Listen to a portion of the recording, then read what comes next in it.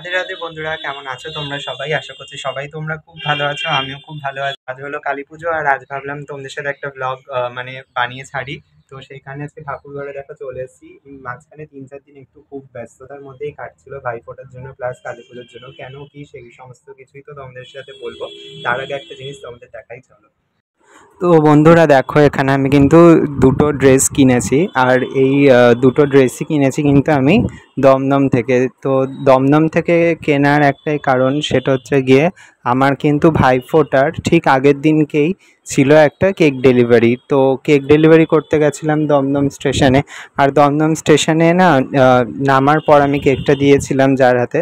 তো দেওয়ার পর আমার হঠাৎ কেন জানি না মনে হলো যে আমি একটু এই রাধাকৃষ্ণর একটা জামা কাপড়ের দোকানের ছিল, তো সামনে পড়েছিল, তো আমার চোখের সামনে পড়লো বলে আমি ভাবলাম যে যাই গিয়ে একটু দেখে আসি কী কী জামা কাপড় রয়েছে। প্রথমত একটাই কথা বলবো, হ্যাঁ ড্রেসের কোয়ালিটি ভালো, সবই ঠিক আছে, কিন্তু ফিক্স রেট রাখলে না সত্যি খুব অসুবিধা হয়ে যায়। কারণ কিছু কিছু ড্রেস এরকমও ছিল যে খুবই কিন্তু সিম্পল টাইপের ড্রেস ছিল, যেটা ধরো রেঞ্জ হতে পারে 50 টাকা, সেটাকে ওনারা 80 টাকা ট্যাগ লাইন লাগিয়ে এরকম ফিক্সড প্রাইস করে রেখে দিয়েছিল। তো সেটাই একটা প্রবলেমের আর কি। কিন্তু আমি তাও বেছে বেছে এই দুটো ড্রেস কিনেছি। আর এই দুটো ড্রেস কাকে দেবো না দেবো সেই সমস্ত কিছুটাই আমি এই ব্লগেই বলবো। তো সবার আগে বলি যে তোমরা অনেকেই জানো যে আমার যেহেতু কেক বিজনেস রয়েছে, তো সেই কারণে কি বলো তো, আমি টুকটাক এক্সিবিশন অ্যাটেন্ড করি, মানে যেখানটায় আমি নিজে।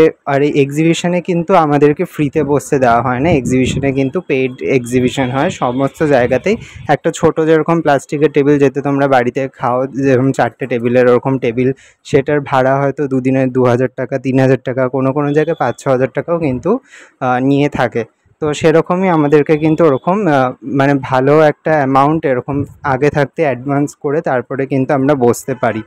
তো সেই কারণে, আর আমি হচ্ছে গিয়ে যেহেতু গত 1 বছর ধরে আমি এই কেক বিজনেসে রয়েছি, আর কেক বানাচ্ছি যবে থেকে, তার কদিন বাদে থেকেই কিন্তু আমি এরকম এক্সিবিশন অ্যাটেন্ড করা শুরু করি।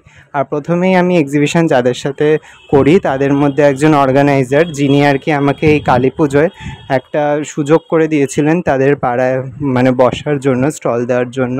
তো আমি তার জন্যেই কিন্তু আমি তার ঘরে যেহেতু দুজন গোপাল রয়েছে, তো সেই গোপালদের জন্য আমি এই ড্রেসটা কিনেছি। আর ড্রেসটা কিনেছি একটাই কারণে, সেটা হচ্ছে কি আমার প্রথম থেকেই ইচ্ছা ছিল যে তার গোপালদের জন্য কিছু আমি দেবো। তো এর মাঝখানে আর হয়ে ওঠেনি। হঠাৎ কেন জানি না আমার সেদিনকেই যখন কেক ডেলিভারি দিতে গেলাম, তখনই মনে হলো যে এই দোকানটায় যাই। আর যাওয়ার পরে এই ড্রেস দুটো পছন্দ হয়ে যায়, আর আমি কিন্তু এই ড্রেস দুটো কিনেও ফেলি। আর এই ড্রেসগুলো কিন্তু আমি তার বাড়িতে নিজে দিয়ে আসিনি, আমি কুরিয়ার করেই পাঠিয়েছি, যাতে জিনিসটা মানে হঠাৎ আসলে যেরকম হয় দেখবেন, একটা পার্সেল আসলে যেরকম নিজেদেরও ফিলিংস মানে হয় সেরকমই। তো আমি ড্রেস দুটো কিন্তু কুরিয়ার করেই পাঠিয়েছিলাম, আর সে কিন্তু খুবই খুশি হয়েছে। আর আমাকে বলেছে যে ড্রেস দুটো পরিয়ে কিন্তু ছবি পাঠাবে। আর এখানটায় দেখো, ভাইফোঁটার দিনকে তো ব্লগটা আমি কিছুটা শ্যুট করেছি, তারপরে আর ব্লগ শ্যুট করা হয়নি। মাঝখানে সত্যি বলতে না এখন ভিডিও বানানোর আর ইচ্ছাটা সেইভাবে নেই। কারণ ভিডিও বানাতে গেলে হয় পুজো দেওয়া হয় না, আর সব কিছু করতে গেলে আমার তো সাইডে নিজের কাজও আছে, তো সেগুলোও আবার হয় না। তো সেই সমস্ত কিছু নিয়েই একটা মানে সব ঘেঁটে গেছে। তো সেদিনকার ব্লগটা অতটাই আমি বন্ধ রেখে তারপর আজকে আবার শ্যুট করলাম। দেখো সকাল থেকে, আজকে সকালবেলা ফুল নিয়েছি বাজার থেকে, অনেকগুলো ফুলের মালা আনা হয়েছে, সেই সমস্ত দিয়ে পুজো দেবো এখন গোপালদের। আজ হলো সোমবার, আজ ছট পুজোর জন্য কিন্তু আজকে প্রায় সব মানুষেরই ছুটি।